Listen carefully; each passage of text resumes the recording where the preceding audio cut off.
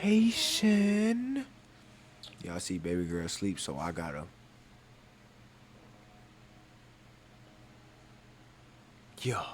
Okay, cool. So what we got is every level of power explained in 8 minutes. We just read. She's just biting. She's just biting holes in her fingers. Like, for what? Why? But anyways, let's see the difference in power when it comes to that. Yeah. Good business by renting a Lambo, screenshotting a Shopify dashboard, and flexing it on TikTok. It works. Within days, he's selling courses on how you can do the same. He's not a millionaire. He's a middleman, and he's just level 1. This is a breakdown of how money and power really scale on the internet, not through hard work, but through leverage, illusion, and loopholes. From fake clout to billion-dollar tax tricks. This is every level of the money game exposed. At the base of the pyramid is a familiar figure, the fake guru. Knowledge. He wears a watch he doesn't own, rents a car he can't afford, and stands in front of a whiteboard full of empty funnels and dollar signs. We're on our way to Ty Lopez's mansion party. He's really the OG course seller. Oh, this is the 3-day rule. You can manipulate time 1 day into 3 days. He might run an e-commerce brand, trade crypto, or own an agency. More likely, he says he does. His real product? Selling the dream. These are the content-first operators. They're not business owners. They're brand builders. The entire income is based on how rich they look, not how rich they are. They weaponize TikTok virality, short-form edits, and an illusion of success to funnel people into overpriced mentorships, Telegram channels, and copy-paste blueprints to kids who don't know any better. You've seen them before. Justin, change your brain! Change your dopamine! Change the way you think! Change the way you speak! If you say you're gonna do something, do it! No excuses! It will train a memory in the brain, it will train a muscle in the brain! Do you understand? It'll become muscle memory, bro! Easy as, bro. Guys, as you know, I'm a meme coin expert. and when I tell you that is a massive opportunity, Listen the f*** up. You really make 40 racks a month. That helps. It's 6 figures or more, obviously. You know how we do. Yeah, the guys that are known more for faking it than showing actual results. It's not about substance, it's about optics. The illusion sells. They're not business owners, they're actors. Their entire income is based on how rich they look, not how rich they are. Finance the car, rent the flat, own the funnel. I learn you how to extract only qualified followers from your ad. They're not playing the money game, they're playing the attention game. But the ones who escape this level usually graduate to something far more profitable. When someone builds a real following, the game changes. You don't need to fake the car. You can afford that now. Welcome to the influencer owner hybrid. These creators don't just flex, they convert.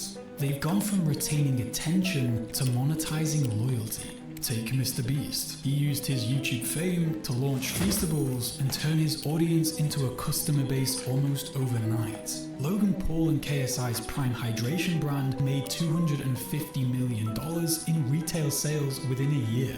The audience became distribution. Let's fix some problem, baby!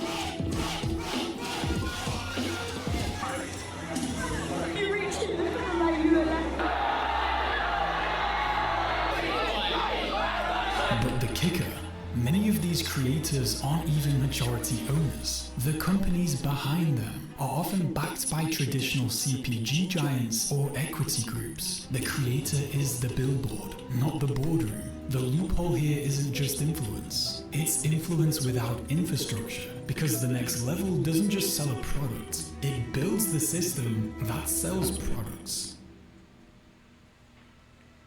Okay, cool. This is where things get interesting. Creators and operators who don't just build brands, they build the rails other brands run on. Think of affiliate platforms, software tools, and agency ecosystems. Imran Gadzhi moved into WAP, a digital marketplace powering tons of online hustlers. When you write a check of this size, obviously I'm more than just a cash investor. It's a big strategic investment. Within 5 years, it'll be a $100 billion company, 100%. Alex Hormozi previously scaled Gym Launch by selling back-end business infrastructure to gym owners. They weren't selling to customers, they were selling to businesses. We do $50 million a year in revenue, which is cool. We have 1,500 plus gyms that we serve. We have 120 US-based employees. I had 6 gyms of my own before I sold those in 2016. Even when he ran school, this enabled tons of online influencers to sell info and build a community around it, generating them monthly recurring revenue, all under Alex Hormozi's wing. Owning infrastructure means you profit regardless of who wins the content game. You're not the face anymore. You take a cut from every transaction happening behind the curtain. And once you're that deep in the system, the next question becomes, how do I protect this at scale? This is where wealth gets strategic. Operators set up Delaware C Corps, route royalties through Irish entities, or use offshore holdings to protect income and reduce liability. Terms like Cayman Blocker Fund, IP vehicle, and non-dom status start popping up.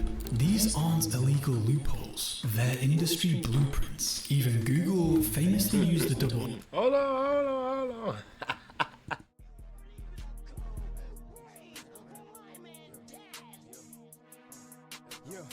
Young nigga with that plastic, he saran wrap. Ops down, attend a funeral. Niggas like, what happened? I can't waste now a minute. We like to get it clapped. We do. Don't even. Okay, cool. We back. Irish structure to avoid billions in taxes. To do this, you need 3 companies: an Irish company registered in a tax haven like Bermuda, and a Dutch company. Their industry blueprints. Even Google famously used the double Irish structure to avoid billions in taxes. To do this, you need 3 companies: an Irish company registered in a tax haven like Bermuda, and a Dutch shell company, a company that's only used to move money around. Let's say you're selling bananas in Australia. You buy the bananas from your Irish company and pay a lot for them. You pay so much that you make hardly any profit selling them, so you pay virtually no tax in Australia. But you still have the money in Ireland. To avoid paying tax there, your Irish company sends nearly all of the money to the Dutch company as management fees. This is tax-free because it's within the EU. But the Dutch company has to pay almost all of that money out as brand licensing fees to the other Irish company, except that the other Irish company is in Bermuda, where there's no corporate tax. The sandwich is just one transfer pricing scheme.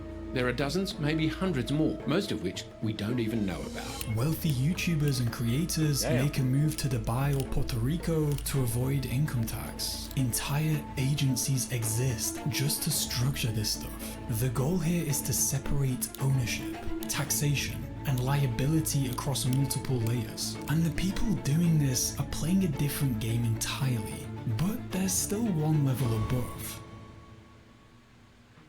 Crazy. This is the level where people don't just play the game, they rewrite the rules. You have founders who own the algorithm, platforms that decide who goes viral and who doesn't, influencers who move markets with a tweet. For example, Elon Musk tweets a meme and wipes out $1 billion in market cap. At this level, you're not reacting to trends, you're creating them. You're not scaling content, you're engineering ecosystems. The power here isn't entirely in visibility, it's in permission. Who gets access? Who gets shadow banned? And who gets paid? Once you're here, you're not a creator, you're the architect. From fake flexes to infrastructure kings, the internet has made it easier than ever. Ew! Elon Musk looks like that?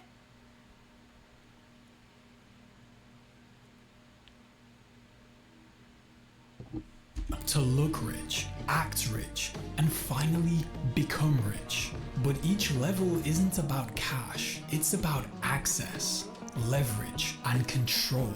And the higher up you go, the fewer people even understand what they're looking at. Damn. Do you know what's really fun? Yo, that's crazy. Yo, that is actually crazy.